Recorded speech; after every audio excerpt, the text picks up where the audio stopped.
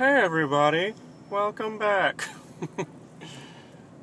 This is another episode of Lambdog's Diner. In case y'all don't know, you can get anything you want at Lambdog's Diner.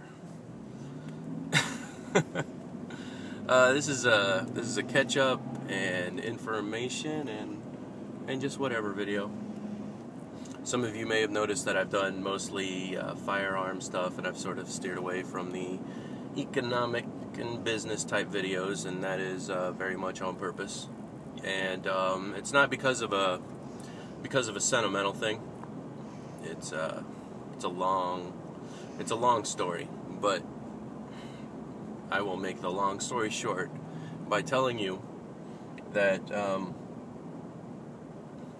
somebody who I very much respect, and I'm not going to say I admire his intelligence, but he's a pretty smart cookie, and actually comes from a background of business. Showed me a little something, and it was sort of the equivalent of a giant taking you and sitting you on a mountaintop and laying the world out before you and say, look. And you're like, yeah. So there's not really much to say.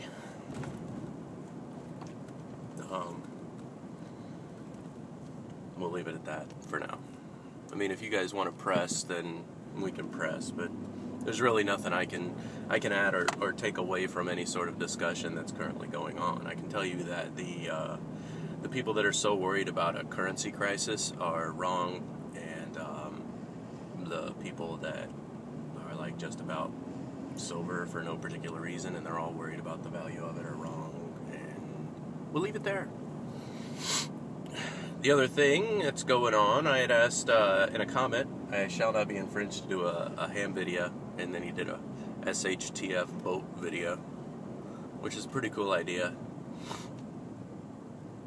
I think the battery thing is pretty neat.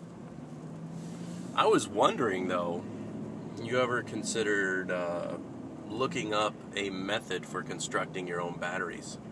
There was the way batteries are made nowadays, just me and you talking now, because it's the everything video. The way batteries are made nowadays are pretty damn crappy. My level of education on batteries is beyond ordinary. And what it is, the individual cells, instead of being made of solid lead on one side like they used to be, they're actually they paint lead onto paper in individual cells. So the actual service life of batteries is nowhere near what they used to be. So the whole solar thing is all well and good, but in the long run, the battery stuff is really going to hurt the survivability of those particular systems.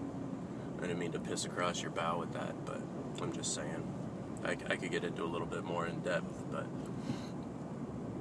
but there are energy storage issues that we're dealing with with our hybrids and the volts that I feel reflect on a very serious issue of innovation and energy transfer. I don't know. It doesn't matter, because we got naked people in San Antonio that think it's so easy to just throw an electric motor on a car and have everything be fine, you know. But oh well. We'll let the talking heads keep on talking about how easy these alternatives are. Meanwhile, it's kind of aggravating to be educated in them and realize the realities of them and the realities of transferring to those other technologies. But again, I'm talking big again. Now the question is, what did I want to know about ham radio? The selfish part of me, this is to Mike, the selfish part of me wants to know how you got into it. I want to know all about your Uncle Warren. I want to hear, I don't know, man. In your Pilot Boat Can Do video, this shall not be infringed, when you're talking about going down to Salem Control, this is messed up. I mean, I think much like you, I am fortunate enough to be related to great people that did awesome things that are really cool, and I don't know. I want to hear that story. I want to hear more about when you came down there to that radio control, and I want to know the rest of why Uncle Warren insisted that you get a ham, and what inspired you, and why ham radio operation is the one thing that you won't complain about getting a license about. I'd like to know about that. Yeah, I do. If you could give me the details on that VHF radio that you need, I am interested, and that's the core of my interest in the ham thing. Is I'm going to be finding time and shoehorning into the CERT team for my county. So I want to be of the ham and communications element for the emergency response, because I don't know, that's kind of a long story, but I can make that long story short really quick too. When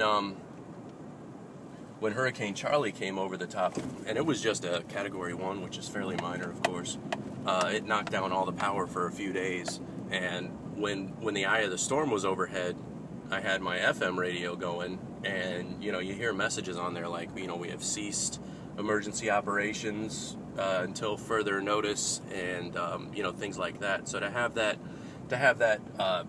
emergency response communication element still going, and actually be part of it, or to assist in my area, I think would help me to feel a little bit better about those situations. Because I felt kind of, I'm not going to say I felt useless. What was there to do? Just sit there with the hatches battened down and everything secured, and just sort of staring at the fam, Not that there's anything wrong with that, but I don't know.